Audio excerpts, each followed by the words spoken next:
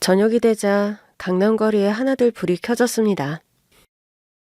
고층 빌딩들이 조명을 밝히면서 도시의 야경이 화려하게 변해갔고 거리를 오가는 사람들의 옷차림도 하나같이 세련되고 멋스러웠어요. 오늘은 특별한 날이었습니다. 결혼을 준비하며 여자친구인 은영이와 예비 장모님을 모시고 저녁 식사를 하는 날이었거든요. 이틀 전부터 날씨를 체크하며 비가 오진 않을까, 혹시 미세먼지가 심하진 않을까 걱정했던 기억이 납니다. 다행히 그날 저녁은 하늘도 맑고 공기도 깨끗했습니다. 제가 미리 예약해둔 곳은 강남에서도 손꼽히는 고급 레스토랑이었어요. 주로 비즈니스 미팅이나 기념일에 이용되는 곳으로 미쉐린 가이드에도 올라있는 유명한 곳이었죠. 음식뿐만 아니라 분위기도 좋아서 특별한 날을 보내기에 딱 알맞은 장소였습니다. 한 달 전부터 예약을 해두었는데도 원하는 시간대에는 이미 예약이 차 있었을 정도였으니까요. 그래도 적당한 자리로 겨우 예약을 잡았고 함께 식사를 하게 되었습니다. 식당 앞, 약속 시간 10분 전. 저는 미리 도착해 있었어요. 레스토랑 입구에는 고급 차량들이 줄지어 주차되어 있었습니다. 평소라면 그냥 지나쳤을 곳이지만 오늘만큼은 의미가 달랐습니다. 입구 쪽을 서성이며 시간을 확인하는데 멀리서 은영이가 장모님과 함께 걸어오는 모습이 보였습니다. 은영이는 어두운 네이비색 원피스를 입고 있었고 장모님은 우아한 카멜색 코트를 걸치고 계셨어요. 가까이 다가오는 두 사람을 보며 저는 곧장 다가가 인사를 드렸습니다. 장모님, 오시느라 고생 많으셨습니다. 아이고, 이서방이 미리 와 있었구나. 우리 기다리게 할까봐 먼저 와 있었던 거야? 장모님은 제 손을 살짝 잡아주며 반갑게 웃으셨습니다. 항상 인자한 미소를 띠고 계신 분이라 처음 뵈었을 때부터 편안한 인상을 주셨었죠. 하지만 오늘따라 조금 더 기분이 좋아 보이셨습니다. 오빠, 오래 기다렸어? 아니, 나도 방금 왔어. 가시죠. 우리는 함께 식당 안으로 들어섰는데 식당 안에는 조용한 클래식 음악이 흘러나오고 있었습니다.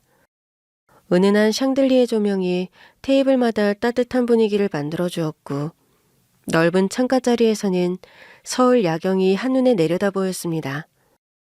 우리가 안내받은 자리는 창가 쪽 테이블이었어요. 테이블에는 이미 와인잔과 반짝이는 은식기가 가지런히 놓여 있었고 자리에 앉자마자 직원이 다가와 메뉴판을 건네주었습니다. 이야, 이런 곳은 처음 와보네. 분위기 아주 좋다. 이서방이 이런 데 자주 오는구나? 아닙니다. 저도 특별한 날에만 오는 곳입니다. 오늘은 장모님 모시는 자리라 좋은 곳으로 준비했습니다. 아유, 그래도 너무 고마워. 덕분에 분위기 좋은 곳에서 밥을 먹게 됐네. 장모님은 만족스럽다는 듯 주변을 한번 둘러보셨습니다. 저와 은영이는 자연스럽게 메뉴를 고르기 시작했습니다. 엄마, 코스 요리로 할 거야? 아니면 따로 먹고 싶은 거 골라? 아유, 난 잘 모르겠다. 이서방이 추천해줘. 장모님, 여기는 코스로 드시는 게 좋습니다. 코스가 맛있기로 유명한 곳이거든요. 그래? 그러면 이서방 시키는 걸로 하지. 메뉴를 고른 후 우리는 와인을 한 잔씩 곁들이며 식사를 시작했습니다. 곧이어 전체 요리가 나왔고 조용한 분위기 속에서 대화가 이어졌어요. 근데 이서방, 요즘 회사 일은 어때? 많이 바쁘지? 네. 연말이라 마무리할 일들이 많습니다.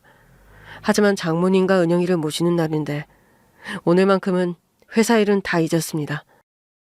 오빠, 우리 엄마 감동하시겠다. 그러게, 우리 사이 참 듬직하네. 장모님은 흐뭇한 미소를 지으셨어요. 평소에도 저를 좋게 봐주셨지만 오늘 더욱 인정해 주시는 것 같아 기분이 좋았습니다. 식사가 중반쯤 들어가자 장모님께서 조심스럽게 결혼 이야기를 꺼내셨습니다. 이서방, 결혼 준비는 잘 되고 있어? 도울 일 없나? 걱정 안 하셔도 됩니다, 장모님. 그래도 말해봐. 준비할 것도 많을 텐데. 정말로 장모님께서 신경 쓰실 일은 없습니다. 저희끼리 충분히 준비하고 있습니다. 맞아. 오빠가 결혼 준비를 거의 다 해주고 있어. 엄마, 너무 걱정하지 마. 아유, 그래도 뭔가 도와주고 싶어서 그렇지. 장모님께서 신경 써주시는 것만으로도 충분합니다. 그리고 잠시 말을 멈춘 뒤 저는 진심을 담아 말씀드렸습니다. 저는 은영이를 행복하게 해주고 싶습니다. 장모님은 제 말을 듣고 가만히 미소를 지으셨습니다. 그리고는 제 손을 한 번 더 따뜻하게 잡아주셨어요. 그래, 그 말이면 됐다. 우리 은영이만 행복하게 해주면 난 더 바랄 게 없어. 그렇게 따뜻한 분위기 속에서 저녁 식사는 계속 이어졌습니다. 어느덧 식사가 끝나고 후식이 나왔어요. 장모님께서는 따뜻한 커피를 한 모금 마시며 만족스러운 표정을 지으셨고 은영이도 달콤한 티라미수를 작은 숟가락으로 떠서 맛을 보며 행복한 표정을 짓고 있었습니다. 오늘 아주 잘 먹었어. 이서방 덕분에 이런 곳에서 근사한 식사를 다 해보네. 장모님께서 좋아하신다니 다행입니다. 엄마, 오빠가 이런 거 워낙 꼼꼼하게 챙기잖아. 그러게, 딸이 좋은 사람을 만나서 내가 이렇게 덕을 보네. 장모님께서 흐뭇하게 웃으며 다시 커피잔을 들어 올리셨습니다. 저는 두 사람의 모습을 바라보며 한 모금 마신 커피의 따뜻한 온도를 느꼈어요. 식사도 잘 마쳤고 분위기도 좋았습니다. 슬슬 자리를 정리해야 할 시간이었습니다.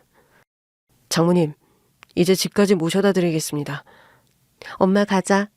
오빠가 차로 데려다 줄 거야. 장모님께서는 코트깃을 여미시며 자리에서 일어나셨습니다. 함께 식당을 나서며 저녁 공기를 맞았는데 밖은 제법 쌀쌀했어요. 도로변에는 자동차들이 줄지어 서 있었고 번화가라 그런지 여전히 거리는 붐볐습니다. 잠시 기다리니 발레 파킹해두었던 차를 바로 앞으로 가져다 주었거든요. 차 뒷좌석 문을 열며 장모님께서 조용히 말을 건넸어요. 장모님, 밤 공기가 제법 차갑네요. 감기 드실까 걱정됩니다. 아유, 그러게 낮에는 괜찮더니 밤 되니까 쌀쌀하네. 그때 장모님께서 문득 주변을 둘러보시더니 저를 바라보셨습니다. 그런데 이서방, 아까 여기가 자네 회사랑 가깝다고 했지? 네, 장모님. 바로 근처입니다. 걸어서 5분도 안 걸립니다. 그럼 그냥 가기 아쉬운데 이왕 여기까지 온 김에 회사 한번 구경해도 될까? 저는 순간 놀랐지만 장모님께 회사 구경을 시켜드리는 게 좋은 생각이라는 걸 바로 깨달았어요.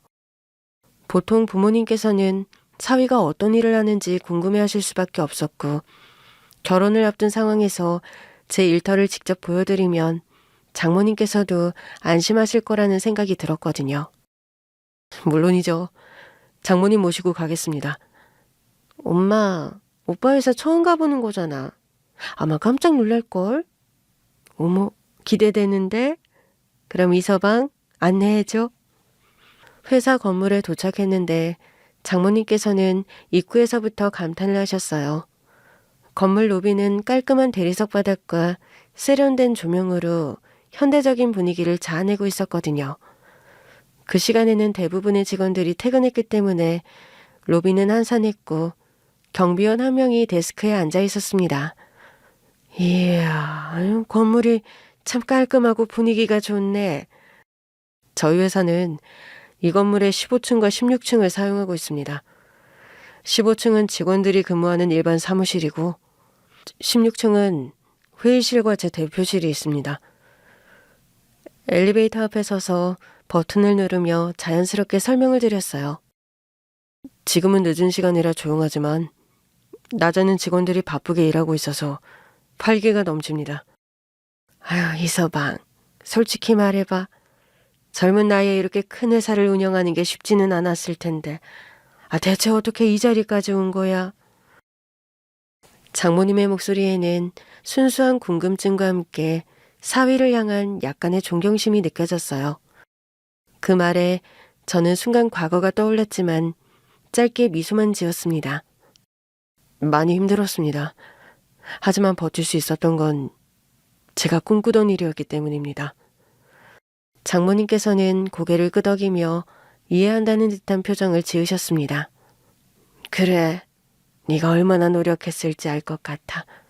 아무리 재능이 있어도 노력 없이 이 자리까지 오긴 힘들지. 그때 엘리베이터가 띵하는 소리와 함께 멈췄고 문이 열렸습니다. 사무실 내부로 들어서자 장모님께서는 마치 미술관을 구경하듯 이곳저곳을 둘러보셨습니다.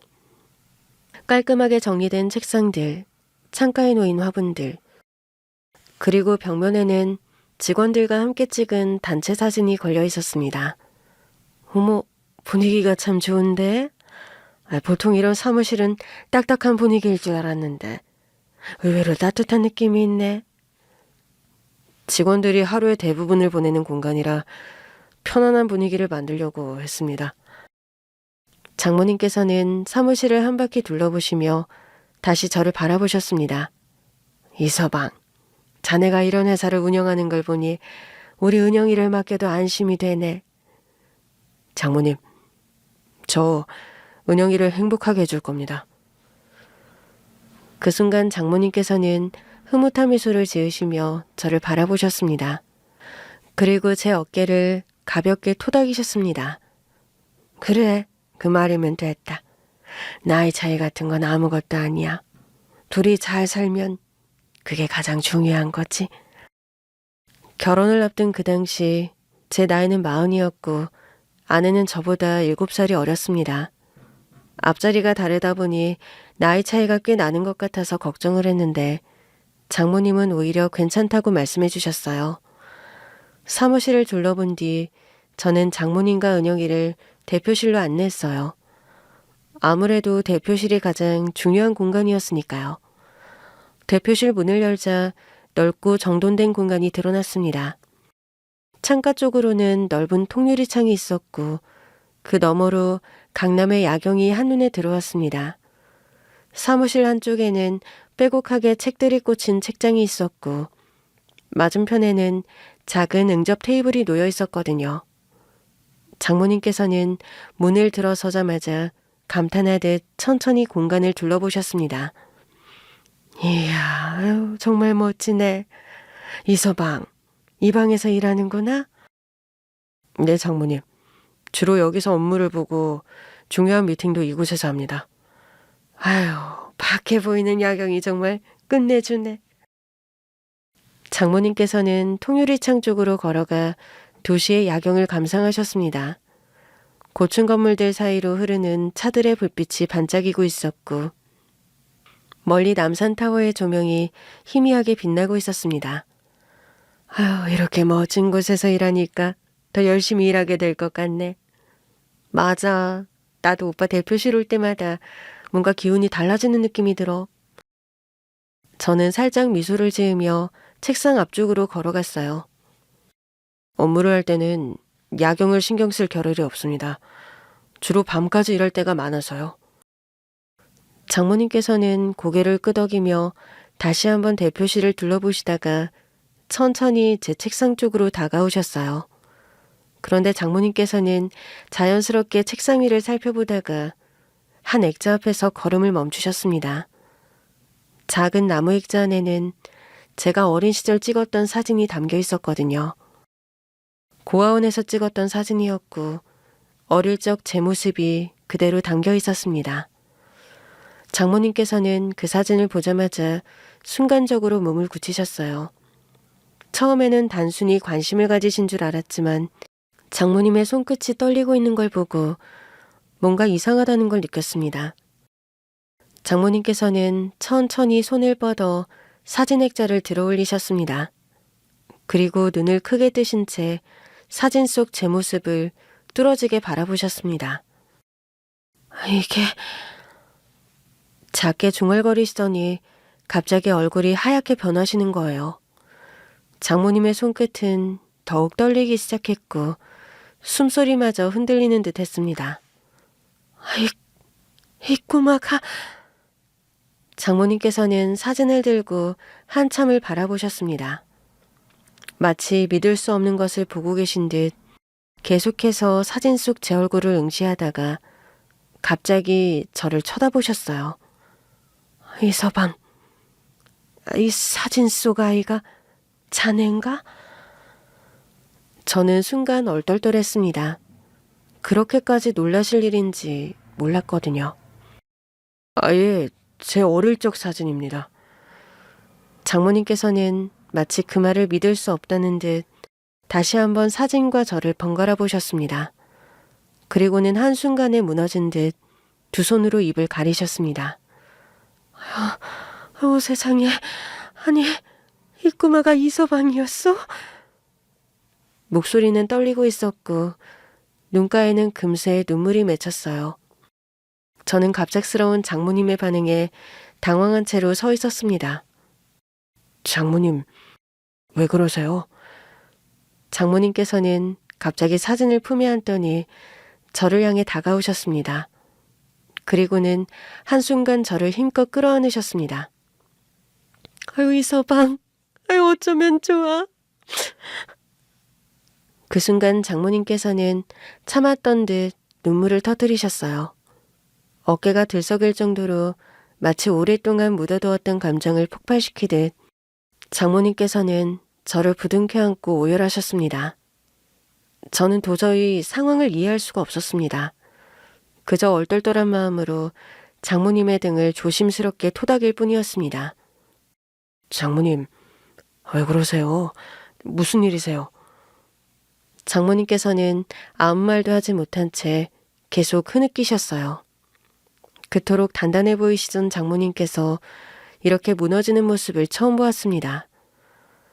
여자친구도 당황한 얼굴로 장모님을 바라보며 조심스럽게 말을 걸었습니다. 엄마 왜 그래? 갑자기 왜 그러는 거야? 그러나 장모님께서는 아무 말도 하지 못하셨어요. 그저 제 어깨를 붙잡은 채 눈물을 흘리며 몸을 떠실 뿐이었습니다. 저는 여전히 무슨 일인지 알 수 없었고 그저 당황스러운 마음뿐이었습니다. 장모님, 무슨 일이신지 말씀 좀 해주세요. 그러나 장모님께서는 여전히 저를 부둥켜 안고 눈물만 흘리고 계셨고 그렇게 될 표시라는 한동안 장모님의 흐느낌으로 가득 찼습니다. 장모님께서 저를 부둥켜 안고 흐느끼시는 동안 저는 얼떨떨한 마음으로 그 순간을 받아들이고 있었어요. 왜 그러시는 걸까? 무엇이 장모님을 이렇게 무너지게 만든 걸까? 그런데 그때 장모님의 떨리는 목소리가 귀에 맴돌았습니다. 이 꼬마가 이서방이었어? 사실 부모님이 다 돌아가시고 힘들게 살았다고만 말했지 고아원 출신이라는 것과 고아원 시절에 대해서는 세세하게 말씀드리지 않았거든요. 그런데 마치 어린 시절의 저를 아는 것처럼 말을 해서 당황스러웠습니다. 장모님께서 그렇게 중얼거리신 순간 제 머릿속이 순간적으로 멈춰버린 듯한 기분이 들었어요. 고아원, 이렇게 크게 성공을 했지만 제가 고아원 출신이라는 것은 바꿀 수 없는 사실이었습니다.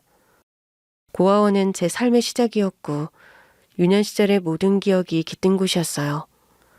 제가 태어난 지 얼마 지나지 않아 고아원에 맡겨졌다는 이야기는 원장님께 들었습니다. 늘 조용히 미소를 띠고 계셨던 원장님은 제 머리를 쓰다듬어 주시면서 말씀하셨죠. 용준아, 네가 우리 고아원에 온 날이 언젠지 아니? 모르겠어요, 원장님. 원장님께서는 창밖을 바라보며 나지막한 목소리로 말을 이어가셨습니다. 가을이 깊어가던 새벽이었어. 차가운 바람이 불고 있었지. 그런데 문을 열어보니 거기 네가 조용히 잠들어 있었단다. 저는 원장님의 말을 들으며 천천히 머릿속으로 그 장면을 떠올려 보았습니다. 새벽, 차가운 바람, 그리고 문 앞에 놓여있던 갓난아기. 그 아기가 저였던 거였어요. 저를 버리고 간 거예요? 제 목소리는 떨렸습니다. 어릴 때부터 그 생각을 많이 했거든요. 부모님이 나를 원하지 않아서 버린 걸까? 나는 그렇게 가치 없는 존재였을까? 그런 생각이요. 그러자 원장님께서는 조용히 제 손을 잡아주셨습니다. 아니란다, 용준아. 너를 버린 게 아니야. 그럼 왜요? 아기였던 네 옆에는 작은 쪽지가 함께 놓여 있었어. 쪽지요? 그래, 작은 종이에 글씨가 적혀 있었어. 원장님께서는 가만히 제 손을 꼭 쥐어주시며 깊은 한숨을 내쉬셨습니다. 거기엔 죄송합니다. 잘 부탁드립니다. 이 아이를 잘 키워주세요. 라고 써 있었어. 그 순간 저는 숨을 삼켰습니다. 제 이름도 생년월일도 없이 남겨진 그 짧은 문장들. 그게 저를 낳아준 사람이 남긴 마지막 흔적이었습니다. 이용준이라는 이름은 고아원에서 임의로 지어준 이름이었거든요. 그게 다였어요? 그래, 그게 전부였어. 저는 아무 말도 하지 못했고 묘한 감정이 밀려왔어요. 애초에 부모님에 대한 기억이 전혀 없었기 때문에 원망할 수도 없었지만 그래도 막연한 기대 같은 게 있었던 것 같아요. 언젠가 데리러 오겠다는 약속이라든지. 하지만 그 기대는 사라졌습니다. 그렇게 저는 이름도 없이 가족도 없이 오롯이 혼자 세상에 남겨진 채로 자라게 되었으니까요. 고아원에서의 생활은 처음부터 쉽지 않았습니다. 아이들이 많은 곳에서 자라는 것이 결코 나쁘기만 한 것은 아니었지만 자연스럽게 형성된 위계질서 속에서 저는 늘 조용한 쪽에 속해 있었거든요. 그러던 어느 날 원장님께서 저를 조용히 부르셨습니다. 초등학교에 막 입학한 후였으니 아마 8살 무렵이었을 겁니다. 용준아, 이리 와볼래? 네, 원장님. 원장님의 사무실에는 익숙한 책상과 서류들, 그리고 한쪽에 놓여있는 작은 금고가 보였습니다. 원장님께서는 제 앞에 앉으시며 부드러운 미소를 지으셨어요. 너에게 해줄 이야기가 있단다. 원장님께서는 조용히 서랍을 열어 작은 봉투 하나를 꺼냈고 그것을 제 앞에 조심스럽게 놓으셨습니다. 이게 뭔지 아니? 모르겠어요. 이건 네 후원자가 보내준 거란다. 그 순간 저는 눈을 크게 떴습니다. 후원자요? 그래, 너를 돕고 있는 사람이 있어. 저는 믿기지 않았습니다. 누군가가 나를 돕고 있다고? 그 당시 후원자라는 단어를 정확히 이해하지 못했지만 도와주는 사람인 것 같았어요. 너를 고아원에 맡긴 바로 다음 날부터 매달 조금씩 돈을 보내주고 계셔. 아기였던 너의 분유값과 기저귀 값을 보탰으면 좋겠다는 쪽지를 함께 보내셨지. 그게 누구예요? 원장님께서는 살짝 난처한 표정을 지으셨습니다. 안타깝지만 그건 나도 모르겠구나. 익명으로 보내고 있어서 말이야. 저는 말없이 봉투를 열었는데 안에는 몇 장의 지폐가 가지런히 들어있었습니다. 그 순간 제 가슴 한구석에서 따뜻한 감정이 밀려들었어요. 나를 완전히 버린 건 아니었구나. 어떤 식으로든 누군가는 나를 잊지 않고 있다는 사실이 위안이 되었거든요. 후원자라는 사람은 돈만 보내는 게 아니었어요. 어느 날은 편지가 함께 오기도 했습니다. 길지는 않았지만 다정한 손글씨가 적혀 있었죠. 용준아, 잘 지내고 있니? 많이 춥지 않니? 따뜻한 옷 챙겨 입고 감기 걸리지 않도록 조심하렴. 그 짧은 문장이 저를 얼마나 따뜻하게 만들었는지 모릅니다. 그리고 가끔 생일 선물인지 뭔지 1년에 한 번 작은 선물이 도착했어요. 그런데 그 선물이 도착하는 날은 제가 고아원에 맡겨진 날이었거든요. 생각해보니 생일 선물은 아닌 것 같네요. 작은 자동차 장난감과 동화책, 그런 것들이었습니다. 후원자가 누군지 몰랐지만 그 사람이 보내오는 작은 관심이 제게는 너무나 소중한 거였어요. 그런데 후원자가 갑자기 연락을 끊은 건 제가 17살이 되던 해였습니다. 그때까지는 매달 일정한 금액과 함께 짧은 편지, 그리고 고아원에 맡긴 날이 되면 작은 선물이 도착하곤 했거든요. 그것이 저에게 유일한 가족 같은 존재였는데 어느 날부터인가 아무런 소식도 없더라고요. 처음에는 단순한 실수라고 생각했습니다. 어쩌면 늦게 도착할 수도 있고 바쁜 일이 생겨 잠시 보내지 못했을 수도 있으니까요. 그러나 한 달, 2달이 지나도 후원금은 들어오지 않았고 편지도 오지 않았어요. 결국 저는 원장님을 찾아가 물었습니다. 원장님, 제 후원자님 무슨 일이 생긴 건 아니겠죠? 원장님께서는 난처한 표정을 지으며 한숨을 내쉬셨습니다. 용준아, 사실 우리도 정확한 이유는 모른단다. 갑자기 후원이 끊겼거든. 갑자기요? 그래, 어떤 사정이 생긴 것 같아. 후원자는 늘 익명으로 후원을 해서 알아볼 수도 없고, 그래도 참 오래 애를 써주셨지. 몇 년 동안 당연하게 여겨졌던 관심과 따뜻함이 한순간에 사라진 기분이었어요. 마치 저와의 인연을 끊겠다는 결심, 그리고 아무런 설명도 없이 떠나버린 것 같았습니다. 그럼 이제 다시는 못 받는 거네요. 편지나 그런 거요. 하지만 넌 씩씩한 아이잖니? 지금까지도 잘해왔으니까 앞으로도 잘해낼 거야. 저는 애써 고개를 끄덕이며 서운한 마음을 감추었습니다. 그리고 시간은 흘러 20살이 되었어요. 그 말은 곧 더 이상 고아원에 머물 수 없다는 뜻이기도 했습니다. 자립지원금 500만 원을 받고 고아원을 떠나게 되었어요. 그리고 고아원을 떠남과 동시에 저는 개명을 했습니다. 이용준이라는 이름 대신 이현우라는 이름으로요. 만약 이용준이라는 이름이 나를 낳은 부모가 지어준 이름이라면 소중하게 간직하며 이름대로 살려고 노력을 했겠지만 그냥 고아원에서 지어준 이름이었거든요. 그때까지 평생 그 이름으로 불렸기에 정이 들기도 했지만 고아원을 떠나 새로운 삶을 시작해야 했기에 새 출발을 하는 의미로 개명을 했습니다. 그 당시 손에 쥔 건 작은 가방 하나뿐이었어요. 몇 벌 안 되는 옷과 어릴 때부터 간직해온 몇 장의 사진, 그리고 후원자가 보냈던 편지들이 들어있었습니다.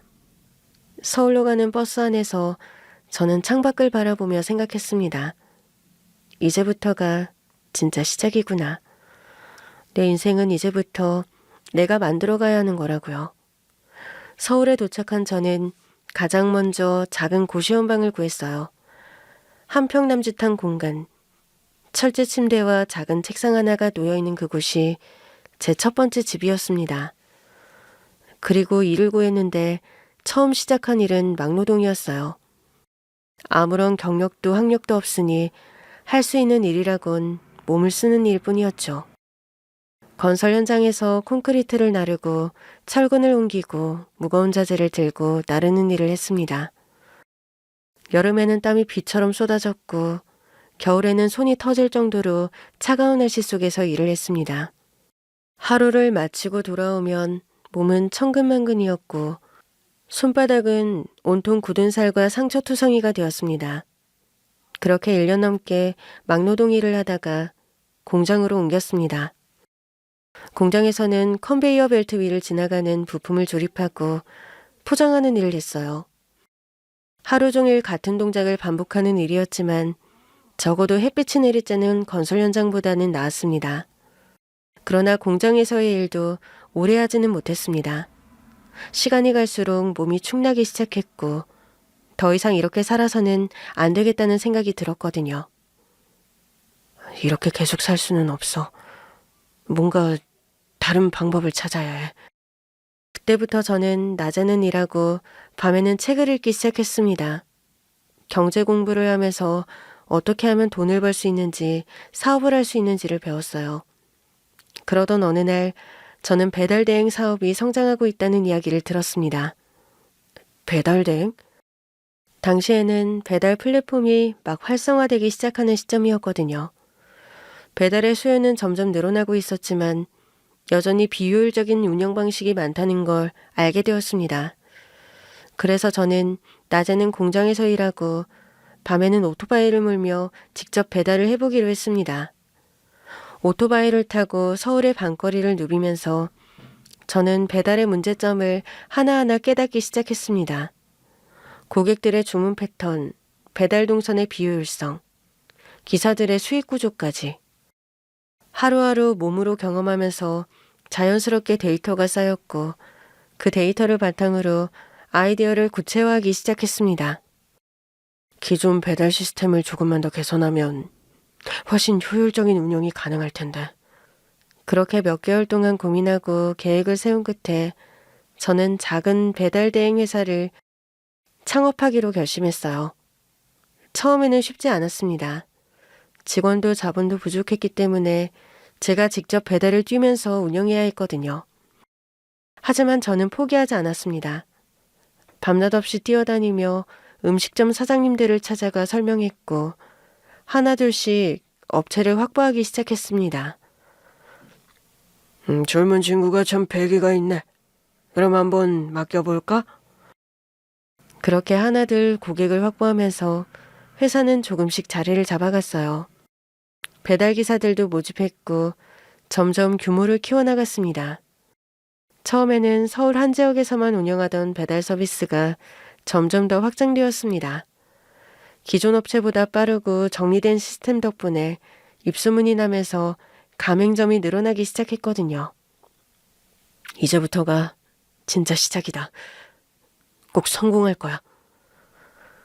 정말 열심히 사업을 운영했고 배달 대행 회사는 업계에서 주목받는 기업으로 성장하게 되었습니다. 제 인생이 본격적으로 바뀌기 시작한 건 30대에 접어들었을 때였어요. 배달 대행 사업을 시작하고 몇 년이 흐르면서 점점 시장이 확대되었고 저희 회사도 빠르게 성장하고 있었거든요. 하지만 작은 회사를 운영하는 것만으로는 한계가 있었습니다. 더 성장하기 위해서는 자본이 필요했고 저는 과감하게 투자 유치를 결심했습니다. 투자 유치 미팅이 열리던 날 저는 강남의 한 빌딩 회의실에서 긴장된 얼굴로 앉아 있었습니다. 제 앞에는 여러 명의 투자자들이 자리를 잡고 있었습니다. 각자의 노트북을 펼쳐놓고 제 사업 계획서를 검토하고 있었습니다. 이 대표님, 현재 운영 중인 배달 대행 플랫폼이 어느 정도의 시장 점유율을 가지고 있습니까? 현재 서울 지역 기준으로 약 7%의 점유율을 확보하고 있습니다. 아직 경쟁사들이 많지만 저희의 강점은 빠른 배달 속도와 효율적인 운영 시스템입니다. 흥미롭네요. 하지만 기존 업체들도 이미 시장을 선점하고 있는데 차별화 전략이 필요할 것 같습니다. 저는 미리 준비해둔 자료를 넘기며 자신 있게 설명을 이어갔습니다. 기존 업체들은 대부분 기존 음식점들과 계약을 맺어 운영됩니다. 하지만 저희는 소규모 자영업자들도 쉽게 입점할 수 있는 구조를 만들고 있습니다. 이를 통해 기존 대형 프랜차이즈 외에도 새로운 고객층을 확보할 수 있습니다. 투자자들은 흥미롭다는 듯 고개를 끄덕였고 몇 번의 추가 질문이 오고 간 후 미팅이 끝났습니다. 그리고 얼마 후 저는 한 통의 전화를 받았습니다. 이 대표님, 저희가 신중히 검토한 결과 회사의 비전과 성장 가능성을 높이 평가했습니다. 이번 라운드에서 50억 원 규모의 투자를 결정했습니다.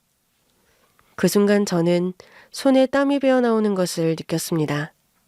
드디어 제가 원하던 투자를 이끌어낸 거였어요. 감사합니다. 최선을 다해 성장시키겠습니다. 그렇게 저는 대규모 투자를 유치하며 회사 확장에 박차를 가했습니다.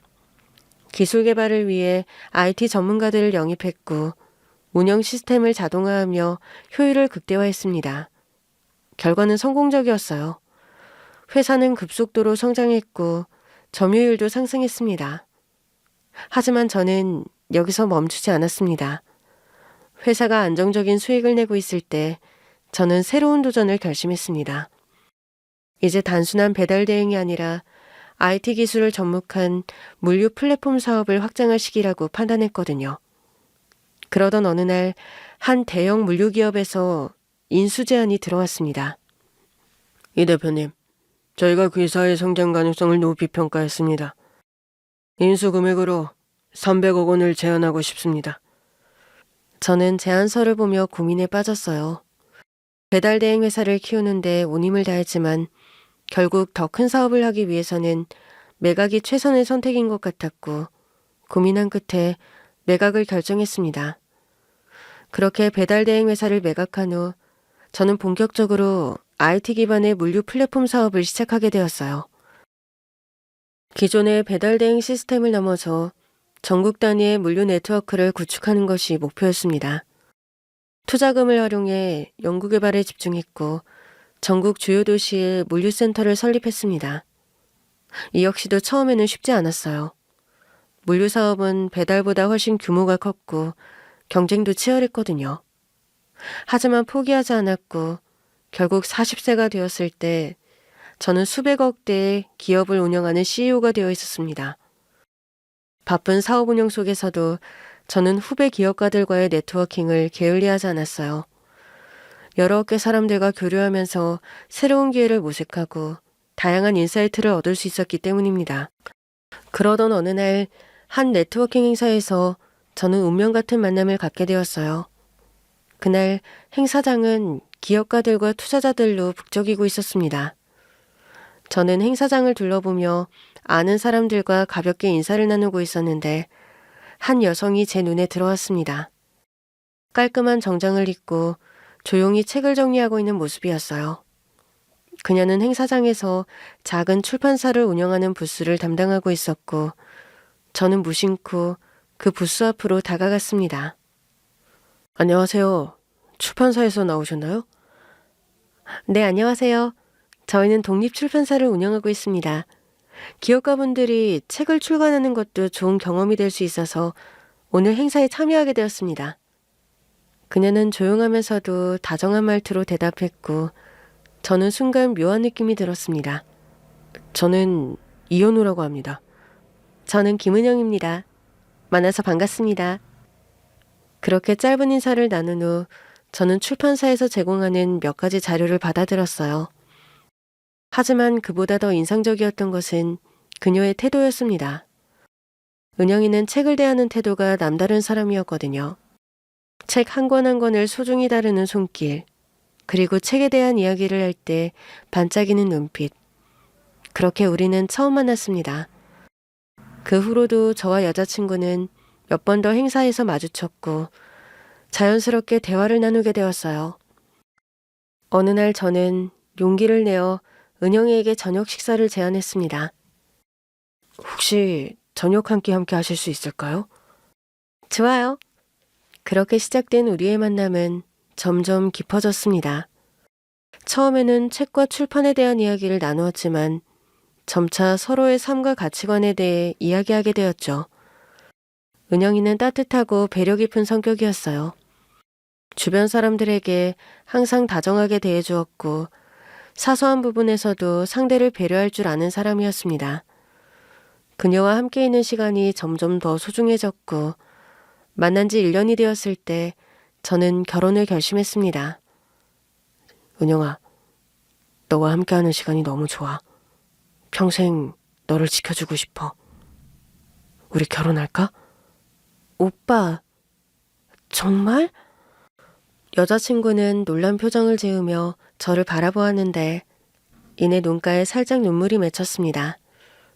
나도 그래. 나도 오빠와 함께하고 싶어. 그렇게 우리는 결혼을 약속했습니다. 저는 가족 없이 자란 사람이었기 때문에 앞으로 생길 가족을 소중히 여기고 싶었어요. 고아원 퇴소 후 막노동부터 시작해 20년 후 수백억 회사 대표가 된 내 사무실에 예비 장모와 여친을 초대했더니 책상에 놓인 내 어릴 적 고아원 사진을 보던 장모. 아니, 이 꼬마가 이서방이었어? 하며 장모님이 날 끌어안고 오열하는데 대표실 안은 여전히 조용했습니다. 하지만 그 고요함 속에서도 장모님의 흐느낌은 잦아들지 않았어요. 저는 여전히 얼떨떨한 상태로 장모님의 등을 조심스럽게 토닥이고 있었습니다. 아내 또한 눈앞의 상황을 이해하지 못한 채 불안한 표정으로 장모님을 바라보고 있었죠. 엄마, 대체 왜 그러는 거야? 하지만 장모님은 여전히 말을 잇지 못한 채 저를 꼭 끌어안고 계셨어요. 제 어깨를 붙잡은 손끝이 여전히 떨리고 있었고 그 감정이 그대로 전해졌습니다. 장모님, 제발 말씀 좀 해주세요. 무슨 일입니까? 그 순간 장모님께서는 마치 결심한 듯 떨리는 손으로 얼굴을 닦아내며 깊은 한숨을 내쉬셨습니다. 눈가가 붉게 충혈된 채 저를 바라보는 장모님의 시선에는 너무나 깊은 슬픔이 담겨 있었어요. 이서방, 이제 와서 이런 말을 해야 한다는 게 정말 미안해. 난 그런데 정말 이서방일 줄은 몰랐어. 무슨 말씀이신지 모르겠습니다. 사실은 나 이서방 친어머니와 친구였어. 그 말을 듣는 순간 저는 숨이 멎는 듯한 기분이었습니다. 제 친어머니요? 아내 또한 놀란 듯 장모님을 바라보았습니다. 엄마 무슨 말이야. 오빠 친어머니를 알았다고? 장모님께서는 고개를 끄덕이며 다시금 제 손을 붙잡으셨습니다. 그래, 자네 어머니와 나는 고등학교 때부터 가장 친한 친구였어. 함께 학교를 다니고 같은 꿈을 꾸고 서로의 고민을 나누던 그런 친구였지. 저는 아무 말도 하지 못한 채 장모님의 이야기에 귀를 기울였어요. 장모님의 눈빛은 먼 과거를 떠올리는 듯 아련하게 빛나고 있었습니다. 자네 어머니는 정말 따뜻한 사람이었어. 항상 남을 먼저 생각하고 웃음이 많고 정이 많았지. 우리들은 모든 걸 함께 나누면서 지냈어. 그런데 우리가 20살이 되던 해 그때부터 모든 게 달라졌어. 무슨 일이 있었습니까? 자네 어머니가 원치 않는 임신을 하게 된 거야. 그 말을 듣는 순간 가슴이 철렁 내려앉는 기분이었습니다. 임신이요? 그래. 사랑했던 남자가 있었지만 그 사람은 임신 사실을 알자마자 연락을 끊어버렸어. 자네 어머니는 하루아침에 혼자가 된 거야. 자네 어머니는 너무 힘들어했어. 처음에는 부모님께 말씀드렸지만 가족들은 자네 어머니를 외면했지. 오히려 뱃속의 아이를 포기하라고 강요했어. 저는 주먹을 꽉 쥐었어요. 이제야 모든 조각들이 맞춰지는 기분이었습니다. 그래서 어머니께서는 혼자서 저를 낳으신 겁니까? 장모님께서는 조용히 고개를 끄덕였습니다. 그래, 결국 자네 어머니, 내 친구 경숙이는 가족들의 도움을 받지도 못한 채 혼자 아기가 태어날 날을 기다렸어. 난 친구로서 도와주고 싶었어. 정말 간절하게. 엄마. 아내는 눈물을 흘리며 장모님의 손을 잡았고 장모님께서는 한순간 흐느끼며 고개를 숙이셨습니다. 하지만 난 그때 너무 어렸어. 나도 막 대학을 준비하고 있었고 현실적인 제약이 너무 많았거든. 그치만 나는 자네 어머니 경숙이의 뜻을 지켜주고 싶었어. 뱃속의 아기도 말이야. 우리 집에서 지내게 하는 거, 그리고 아기가 태어나는 순간에 함께 해주는 것 말고는 할 수 있는 게 없었네. 장모님께서는 여전히 저를 붙잡고 흐느끼고 계셨어요. 그 모습을 바라보는데 마음이 복잡해졌습니다. 어머니의 이름조차 몰랐던 제게 장모님의 이야기는 너무나도 충격적이었고 동시에 마음이 아팠거든요. 아내도 눈물을 머금은 채 장모님의 어깨를 조용히 어루만지고 있었습니다. 한참을 그렇게 흐느끼던 장모님께서는 결국 천천히 몸을 일으키며 제 손을 다시 꾹 잡으셨어요. 그리고는 조용하지만 단단한 목소리로 이야기를 이어나갔습니다. 이서방, 그래도 자네 어머니는 끝까지 자네를 포기하지 않았어? 어머니께서요? 그래, 갓난아기인 자네를 고아원에 맡길 때도 정말 마지막 순간까지 고민했어. 내가 그날 밤 자네 어머니와 함께 있었거든. 그날 밤 바람이 몹시 차가웠다고 했어요. 고아원 앞에는 희미한 가로등 불빛만이 길을 비추고 있었고 그 아래 한 여성이 조심스럽게 작은 바구니를 내려놓고 있는 모습이 떠올랐습니다. 자네 어머니는 마지막까지 망설였어. 자네를 품에 안고 계속 흐느꼈지. 내가 정말 이 아이를 두고 가야 할까? 저는 숨을 삼켰습니다.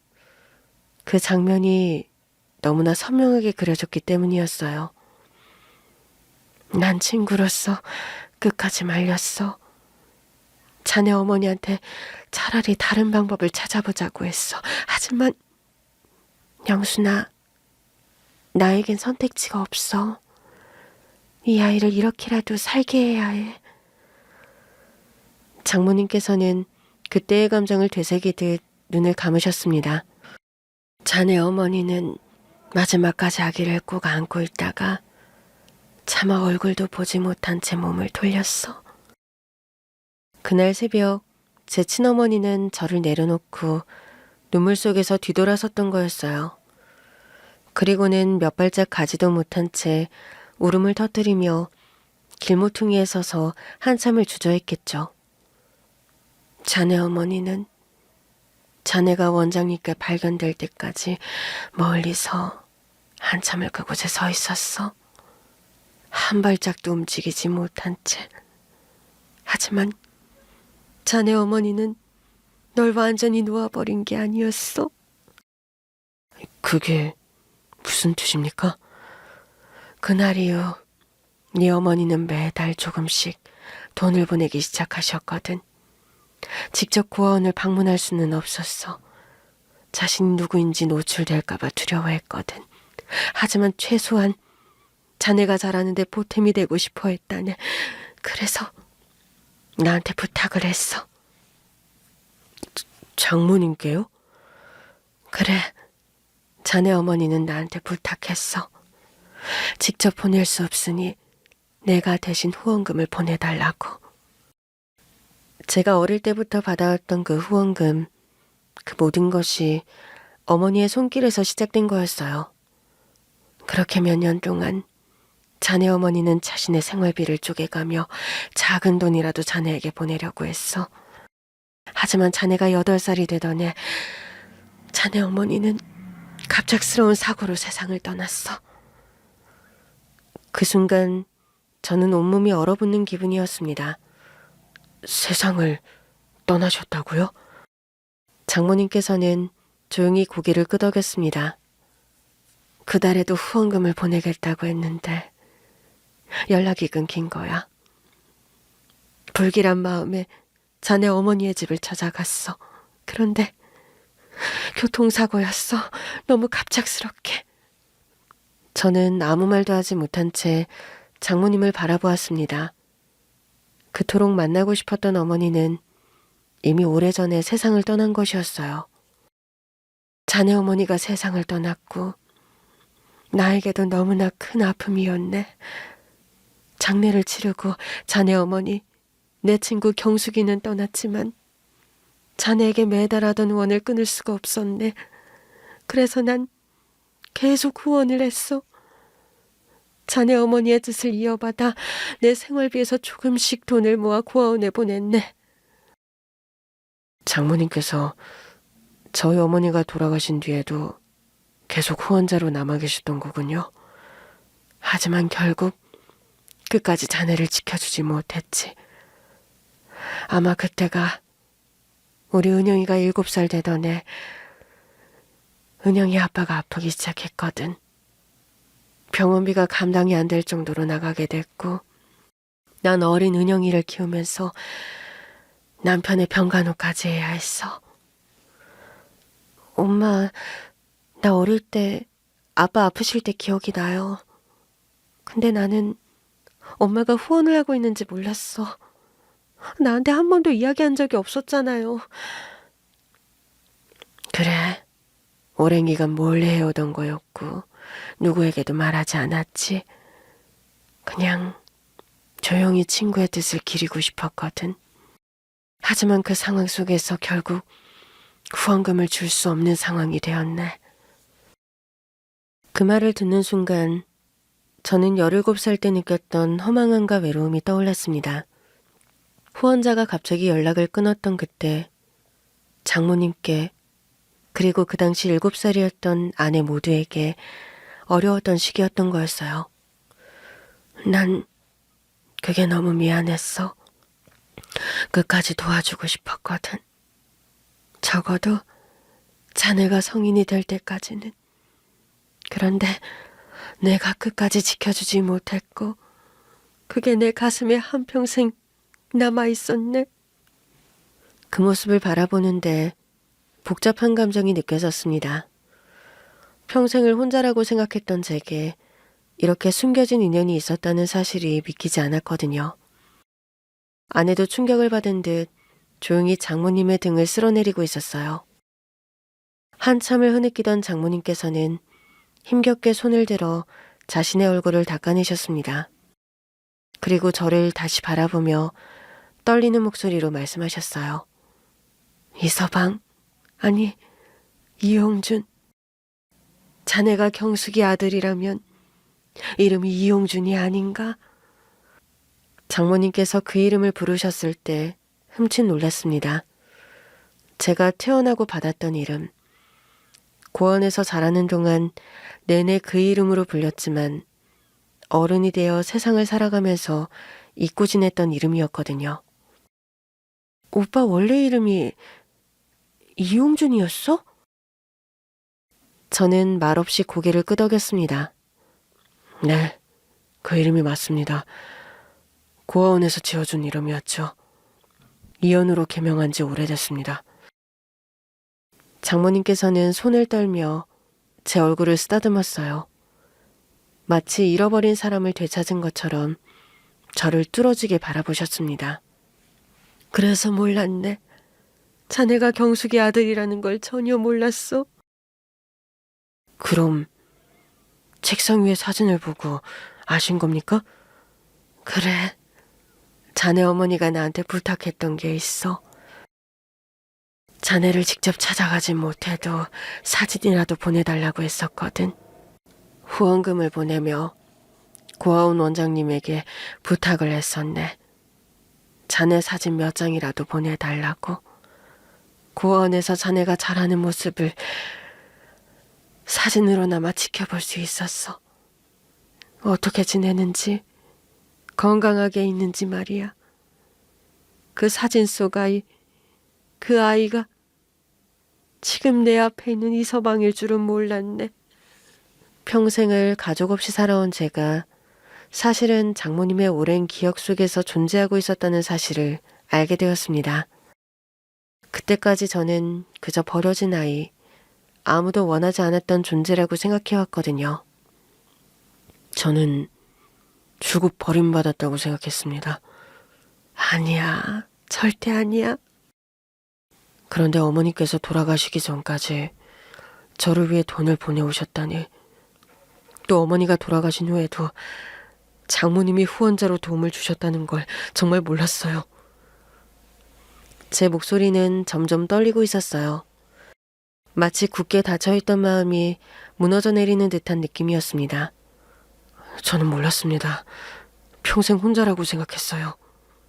아무도 저를 원하지 않았다고 생각했는데. 그때 장모님께서는 제 손을 꼭 잡으셨습니다. 자네 어머니는 끝까지 자네를 사랑하셨어. 마지막 순간까지도. 그 말을 듣는 순간 저는 더 이상 버틸 수가 없었어요. 마치 어릴 적 쌓아두었던 모든 감정이 한꺼번에 터져나오는 것 같았고 결국 그 자리에서 무너져 내리듯 오열을 하고 말았습니다. 어머니, 눈물이 멈추지 않았습니다. 평생을 감정 없이 살아왔다고 생각했던 제가 어머니를 원망하며 버림받았다고 생각했던 저에게 저의 존재를 소중하게 생각해주는 사람이 있었다는 걸 그때 알게 되었습니다. 장모님께서는 그런 저를 꼭 안고 등을 천천히 토닥이셨습니다.